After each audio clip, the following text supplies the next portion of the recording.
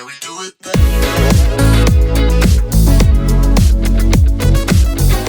Imagine putting an expensive professional camera on a drone.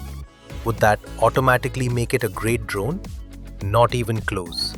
Because the camera is only one part of the system. A professional drone is really a combination of several systems working together. The flight controller helps process sensor information and manage the drone's movement and stability. The motors and propellers provide the thrust needed to fly.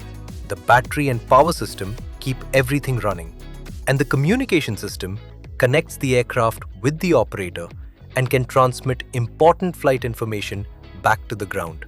Then come the navigation and sensing systems.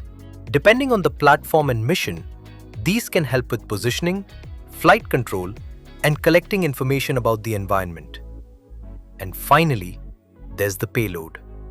That could be a camera, thermal sensor, mapping equipment, or an agricultural spraying system. So the camera may capture the image, but the rest of the drone has to make sure it gets there, stays stable, and completes the mission. That's why professional drone design is about system integration, not just adding the biggest camera.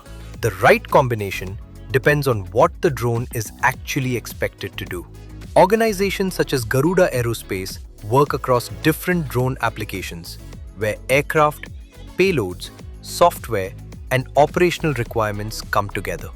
Because a drone isn't just a flying camera, it's an entire system working together in the sky.